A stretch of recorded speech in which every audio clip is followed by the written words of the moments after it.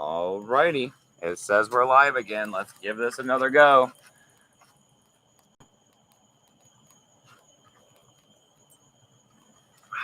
No, you're all glitchy. I'm all glitchy. Mm-hmm.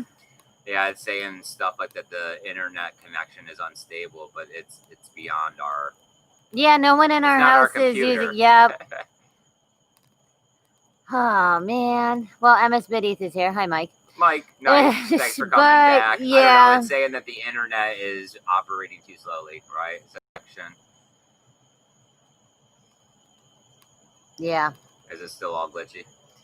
I think you're... Well, I mean, it's kind of in between. I don't know what to tell you. Well, please, if you're in the chat, I guess, Mike, let me know how the voice sounds at least. If we could at least keep a conversation going with the chat to figure out, what's going on? What do we want to talk about? What's happening in the cryptocurrency space? Do we think the price is going to move up? Do we think this DeFi situation is, a scam? Because a lot of people have been saying it for a while, and it seems like, they've let off the gas pedal on that a bit. Yeah. It seems like the $1,200 airdrop, the food tokens have slowed down a bit. We're seeing Gemini listing DeFi tokens. We're hearing new regulations are going to turn cryptos not into securities. So positive news, still more positive news as we continue to move in an upwards and onwards direction with, cryptocurrencies, and Bitcoin being the backbone of all of this because of the decentralized power getting turned into this DeFi situation. Right, we're looking at 1% of Bitcoin is locked up in DeFi now, and we have Tron looking to jump on board here and copy the DeFi situation and start locking up not only Bitcoin but also Ethereum, because now that Ethereum has been running as long as it has been, so many tokens are running on top of it. The question of whether or not Ethereum is going to be here and has value isn't as prominent as it used to be a year or two ago. Everyone's pretty much in agreement that Ethereum's not going anywhere. Yeah. Yes. Now it's not like it's a fluke. I mean, yes. Right. So, when you have these cryptocurrencies and you're looking to gain value to them quickly, lock up ETH, lock up Bitcoin, put it in it, right? Instantly giving your coin value. All right, the pothead is here. He was here the first time around too. So all right, pothead, nice. Thanks. How's the audio? I know the video is still coming out. No, they said they can see you and hear you. So all right, yeah. Maybe it's just us and our shitty. I don't even know our end. I don't know. Today's been one of those days, so apparently this is how it's gonna end. I don't know. I thought today was a pretty good day. It was busy, right? It was busy. We did a small RV, a motorcycle, and a Jeep and an SUV. Yeah. Right? It was hot. It was hot. Yeah. Probably put about 100 miles under us. Maybe a little more. But I don't know. I was thinking that on the end of the day, when we were on the way home and stuff, that I remember working for $10 an hour, Samantha. Right? Yeah, I was usually under $10 an hour. So yeah, that was cool too. Yeah. And I don't know if it's just part of the trap, right? They always tell you to go out there and get a job. You got to get a job. You got to get a job. So you go out there and you get a job. Well, most of the jobs that are hiring are those menial jobs. Yeah, I know I for my senior year or whatever, I worked like at and it was at McDonald's. That's literally, I cut out of school early or whatever, and that's so yeah.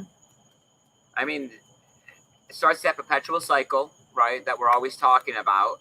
It creates a situation where you have to become a go-getter, right? You have to do that 110%, because a lot of people, you go to your job, you get your paycheck, that, hey, I did what I'm supposed to do. It's time to crack the beer. It's time to go hang out with the friends, right? It's time to do whatever. Yeah. Watch TV, watch sports. Get a girlfriend, fight with a girlfriend, whatever. Yeah. So you got to start putting in extra, right? Because you got to go somehow do something to get you a better job, right? Because that's not going to just fall in your lap. Generally, no. I know. All right, they keep talking about. We see that commercial all the time. The key to the middle class is something that they're constantly struggling and saving and borrowing for because you have to pay for a college education. I mean, a college education isn't necessarily the key that everybody says that it is into middle class. I mean, I have a college education, and it was not my key in the middle. Nope. Half of your previous bosses, when you were doing, I mean, they were small business, like, and I mean, no, we're talking less than 50-50 finished college, or I mean, some of them didn't even finish high school.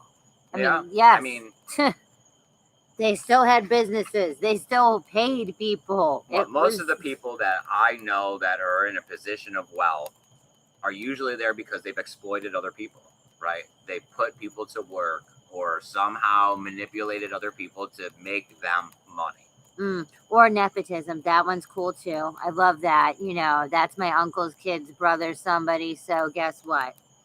Yep. Nice. That one's fun. So what do we got going on in the chat? What are you guys thinking about all of the stuff that's happening out there in the cryptocurrency space? I can keep listing off some of these news topics if you'd like.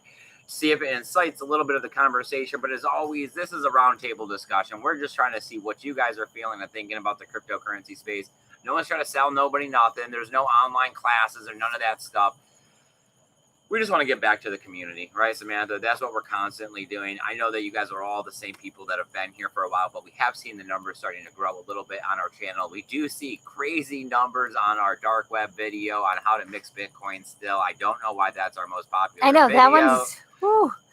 But I did see that our numbers have been going up and down. We reached 2,104 subscribers, and then we came down to 201 or 2,001 again.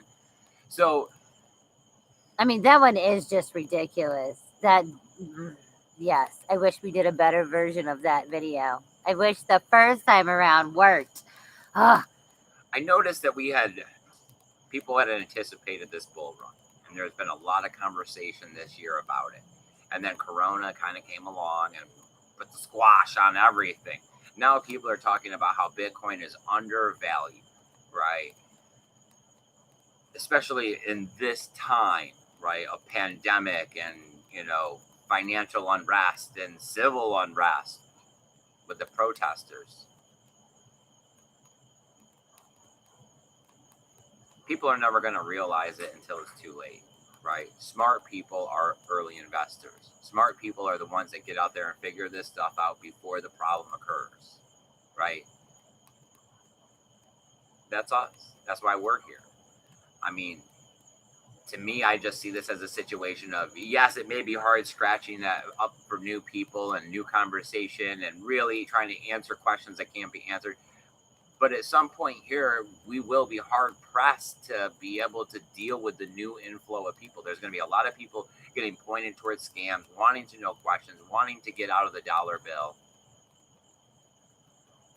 I mean, is it just a matter of waking up one day, or is this going to be a slow, gradual trend? I can't say. Nobody can say these things. We see Russia making this law, right? And it just draws to mind what our government's going to be able to do when people start going to this. I mean, now that we've seen that they've started integrating Bitcoin and cryptocurrency into their financial structures, they can't just rip it out. They're not going to be like, oh, no, crap, let's hit the brakes on this. We're Trojan horsing it, which we talked about for a long time as well. I mean, it's not a bad way to... I'm just saying, yes. Right. I mean, at first it seems like, yes, they can suppress the price, they can control this. But eventually the whole point of Bitcoin is that nobody can control it for long. Nobody gets to do this. The supply keeps getting broken. Everything keeps getting split into smaller and smaller quantities. The network effect, right? More people are constantly joining. There are more wallets. All right. Where are we at? Oh, Zaza's here. All right. Handy Rams. Zaza, nice. Thanks for making it. Hey, everybody came back. Well, almost everybody. We're missing Josh. All right. Well, I'm glad you guys were able to make it over here to the second video. I don't know what happened. It says the internet connection's crappy. I'm at least going to try to keep going at this. We'll see what happens. At any point, something could happen. There's nothing more we can do than keep trying our best, right? All right, where are we at? Mike says, I wish I could convey to you to what it was like in 2011, 2012, trying to get people on board. I was so name-called an idiot. And today, still, most people have heard, but most do not fathom what we are about to see. It does, I don't know, it makes me sad that it seems like everybody is just going to be sheep forever. I mean, it's because we step outside, Samantha. Every time we step outside of the situation of what the masses are, it's hard to look back. You know, when we stepped out of the dollar into the cryptocurrency financial system and we looked back at the dollar, it was like, I don't even know how we could take part in this. When you no longer are a sheep and you look back at the sheep, it's like, I don't know how I was a sheep for so long.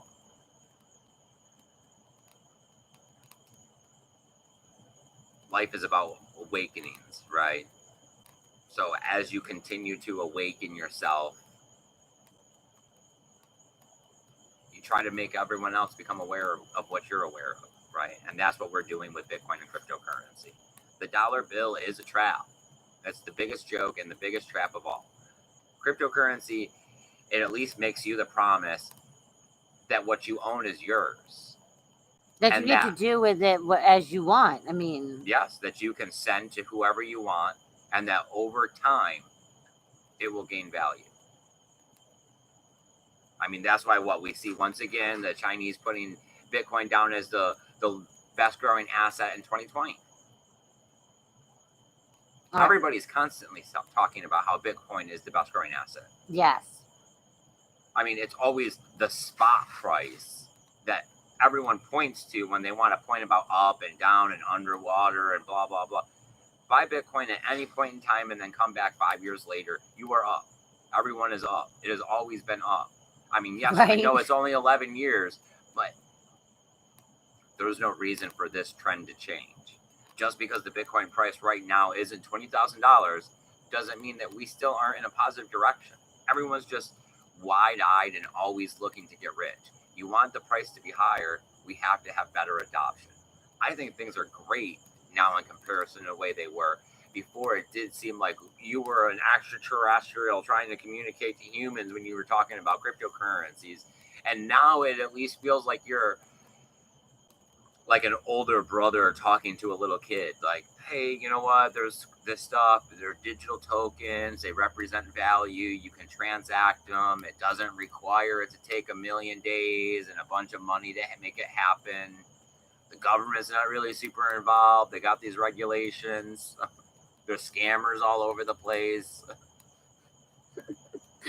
All right, where are we at? Let's see. Okay, so Zaza has said that the internet has cut out a few times here, like two. So hopefully we do not go black. Hopefully it does not do anything horrible, but you never freaking know. Yeah, sorry guys. There's not much I can do about the internet. You know, it's always a crapshoot for us. We've been having good luck recently that because it has to do with what the upload speed is. You know, they're always telling you about the download speed, but when you're sending video, it's about our upload speed. We at best we get 2 megabytes, which is like nothing. Yeah. So. Yeah. Okay. Where are we at? Oh, the pothead says that we rock.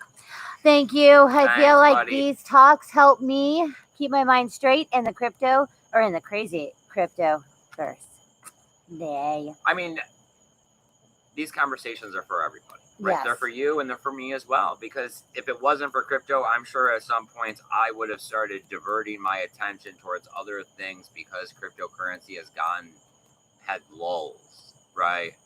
Or got too like dramatic, where it was like, okay, like you're everybody's, all the John McAfee stuff, man, that just gets old, and the Bitcoin Cash stuff that gets old too. Okay, there's a lot of dudes that get old. Just saying. There's quite a few. I mean, at least a handful, if not both. I know a lot of people like the one guy, Ty Zen. but man, every time he just starts talking, dude, he's intense. Yeah. Like, I don't know, like he's real salesman-y, I guess is what I'm gonna go with. I'm not saying he is. That's kind of the way you get the feeling. So obviously no one should take advice from me. So there we go. I don't know. I guess it's also about this ideal of being open to let Bitcoin be whatever it's going to be in the future, right? At first, for the longest time, right, Samantha, we thought that it was going to be, there was going to be the main chain, and then we were going to have Lightning Network, and everyone's going to be walking around with cell phones with Lightning wallets, and this is how it was going to just start happening. And the ideal of wrapped Bitcoin, opening to the DeFi situation, nobody really thought this stuff 3 years ago, 2 years ago. No, yeah, that's true. I mean, it is revolutionary, So what is it? It's about keeping faith, right? Keeping trust in the ideal that when a lot of random people come together on a network, mining and running nodes, sending transactions back and forth, that there's immense power there. And the more people that keep joining, the more power this network's going to have.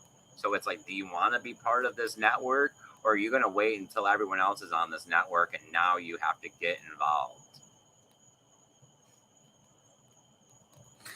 Okay, where are we at? What? All right, so Mike's going to grow mushrooms? What? Ooh. And the pothead loves mushrooms. I love mushrooms too. I love all mushrooms, the good ones, the bad ones. Samantha does. I like portobello mushrooms. I like making like a hamburger out of it. Yeah, those are good. I like all of them. Every mushroom I have encountered, I have enjoyed. I know, and they have like the cute little. Okay, so anyways, where are we at? The bothead says that he'll come to Mike's house and sit in his yard. We might all have to get together, right? He's talking about it. He said, "Yeah," and he's saying 12 acres. That come on.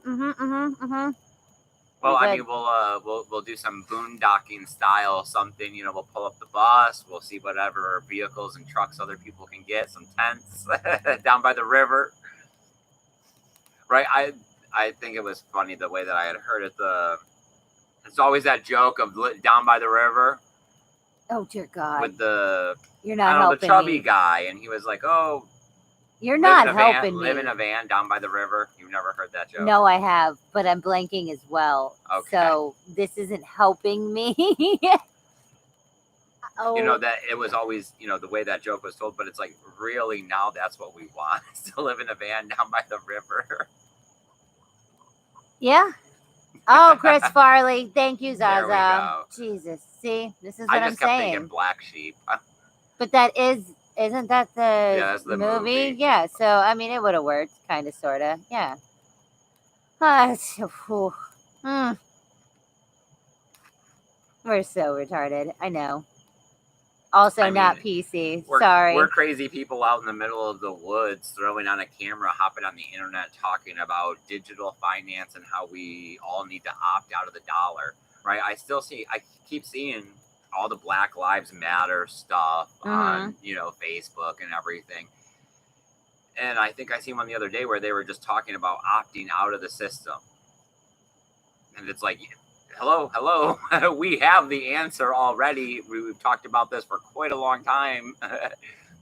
Right? Like, yes, hello. No, I already know. Yes, right here. It's like somehow we need to get all of those people. I mean, their message is great and all of that stuff, but they need to add Bitcoin to it. They need to be like, Black Lives Matter, buy Bitcoin. Like, this is how you do something about it. You buy Bitcoin. Right. You're opting out of the system. We all know. Everybody hates everything. You opt out. You hate it, man. You hate it. Yes. I'm no longer participating. The pothead says, I live in a van down by the river. Nice. And we all look up to you, sir. I mean, I know pretty much from as soon as you get kicked out of the nest type deal that it is. You don't really need a lot. what everybody tells you need, you don't really need. Yeah, I mean, I don't know. It took a long time for my mind to, have that epiphany moment where it is air and water, and everything beyond that is some sort of psychological. Oh, I have to have that car. Oh, I have to, do whatever. I mean, there's a million different things. I have to dye my roots. I have to wear these clothes. I have to go to this school. I have to. You don't have to do anything. Yes, I have to put on pounds of makeup. I have to like go to the gym because I have to have big arms. I have to have whatever. Okay, cool. That's a lot of your life for a lot of have tos that don't even have to do with you.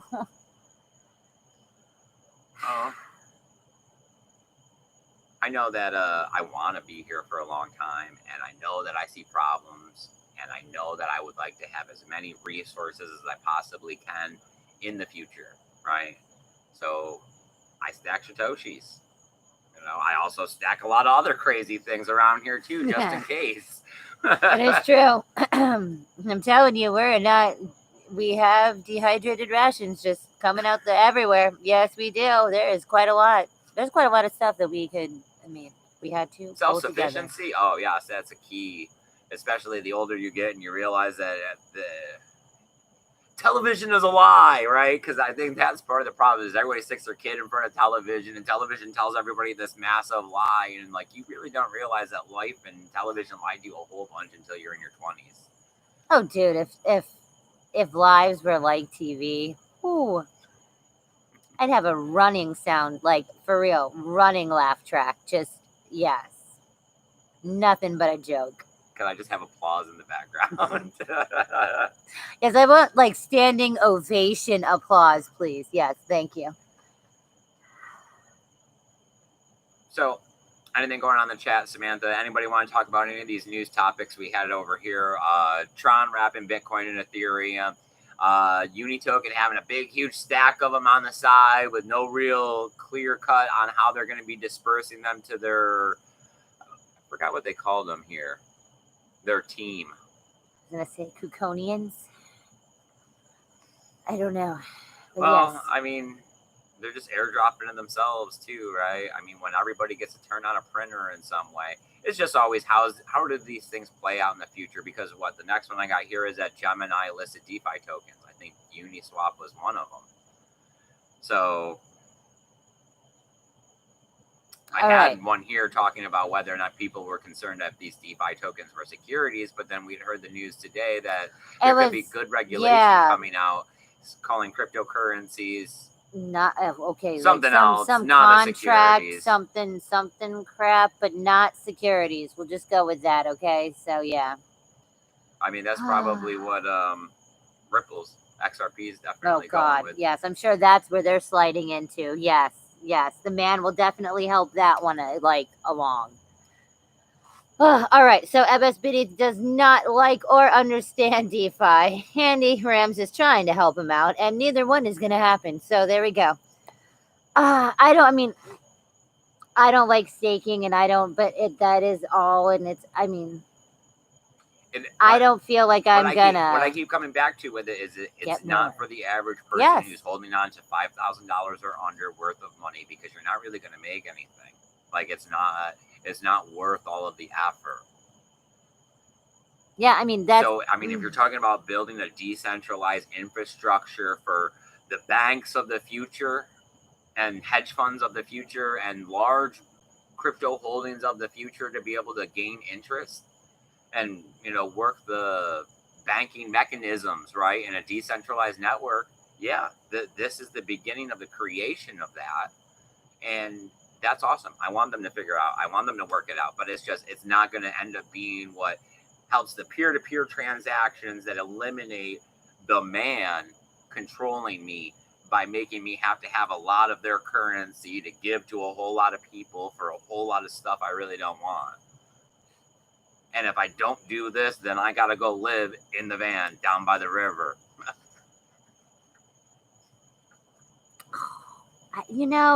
There's nothing wrong with the river. Just like, all right, right, Samantha, we talk about all the time that we drive to a lot of different cities and we see homeless people everywhere. We drive like, yes, And that ridiculous amounts of Gainesville is miles. one of the worst places that we've seen in a Yes. long time, that there is a homeless person begging for money on every single corner up there. Like every single corner, there is a homeless person. And this is no joke. You go to Ocala, and it's like there are certain sections where you can see the homeless people begging for money or just wandering around on the streets, you know, from the Circle K's or whatever.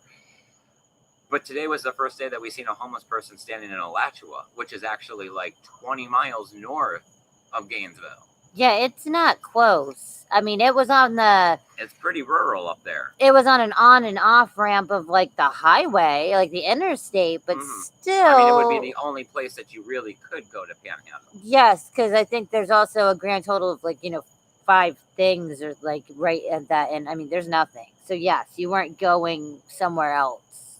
That is, I mean, I don't know. Just like we had seen the one, I mean, the kid looked like he was 16, but I mean, he probably was like 18 to 20 something. He just very young, panhandling. Like, You can always listen to the news for information, right? And you find out later on that half the time it's manipulated. What's never manipulated is the information and the things you see with your own eyes. I know that I drive like 100-mile radius from my house, through my life, right? And I can gauge that the homeless population here in Florida is growing. And I've noticed it growing in the last 6 months. That's true, I guess. I mean, I don't know. Yeah, I saw more. You see more. There's a lot more of like sleeping on the bus, like benches first thing in the morning, or like the buildings. So you can put whoever you want in president. You can put whatever you want on for the news. Until we start having solutions, we're just having an ever-growing problem that somehow all comes back to money, right? And it not being diverse, like it's not being dispersed at right. all. But then you come up with these ideals of universal basic income, and it's like, yeah, but see, then humans as a whole are lazy. Mm-hmm. We are lazy creatures when left to our own devices, especially after a while. Like, I mean, so what? You're going to give everybody universal basic income, and what? Yeah, what are the goals then? When you talk about all these sheep that get their first job, making $10 an hour and then never put in the extra 10% to find the better job, these people aren't even going to go get a job once you give them enough to get by. Yes, it's going to be like twice as much as they made when they were busting their ass working. And they're going to go, why did I do that? Like, why was I doing that? What? Thanks, Corona. Yes. I mean, really? These things have been a problem for decades. I mean, we have Amendment 2 is going to be for $15 an hour minimum wage in Florida by 2026. So that means right now they're going to go from $8.56 to $15 in 6 years. In 6 years, they're going to double. And when you're talking about the average rent is anywhere between $800 and $1,200. I mean, they're not going to want to stop. Like, the renters are not going to want to stop, right? If you're making money off of rent, like you're a rent seeker, you're just going to continue to up the money, right? Yeah. Yes. If you're the landlord of it, yes. You will just go, oh, well, there's another $500 because, everybody got enough now. Well, I mean, if a lot of places, they look at your income to figure out your rent. They're saying, oh, well, you should make your rent in approximately 2 weeks. Mm, yes, or yes. So then they start saying, well, you're making $15 an hour minimum, working 40 hours a week. Yeah, I know. I mean, that is the upside to what but this is also why we moved out into the middle of nowhere. We, when we had rented, it got bought and changed hands like 2 or 3 times in the 5 years that we were there. Like it Yep. was a couple And times. every like, time they come around and want to up the amount and never make changes to the situation that we lived in. It never got better. Yes, and I mean the But last the rent one went up. Yes, and like we had one dog that is literally 5 pounds, which we still have. But I mean, I believe like it was like the second owner or the last one before we actually left, like wanted to charge a pet fee, and it's like we have been here for like almost 5 years. Like the dog has been here the entire time. Well, I mean, like we had said in the beginning, when it comes to people with money, you know, there's 2 types. There's the ones that have money because they worked hard and saved and planned and strategized, like, you know, us and you guys are doing. And then there's the other half that have money because they've gone out there and exploited other people. You know, when you, not saying that it's bad, but when you go out and you leverage your credit to buy several pieces of property and then you rent them out and you spend as little money as possible because you're trying to squeak profit out. It's the whole, I'm doing business. I'm thinking business. This is business. This isn't personal. But the problem is that it is personal. It's someone's life. Someone is sitting there going to work and working 80 hours a month to pay you so that you can give the bank a cut of it and then put some in your pocket while you continue to do whatever you want. All right. Accountability, right? The pothead says Bitcoin is the answer to so many problems. When will people see the light? You know, that is where I go with too. It's like this is so blatantly obvious. Like this is common sense. Okay, so Mike says this is why I'm moving from the interior of Los Angeles to Tennessee. I hear sirens 24/7. I live at a freeway interchange and can hear the accidents. The major train industry area is a block away, and I hear the trains every single hour as they load and unload. Oh, dude, no, I could not do that. I mean, you guys are listening to what we hear. The most is when the peacocks get feisty. Yeah. Yeah. What we have is what makes the noise. We are the noise bringers. That is true. Yes. Yes. I mean, there's really not anything. I think I've heard an owl a few times. You know, not much.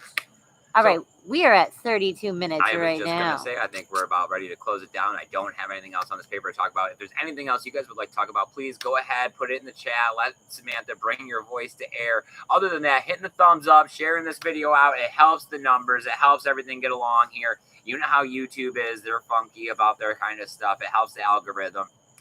Other than that, is there anything else you want to talk about, Samantha? No, I think I'm good. Is there anything going on in the chat over there?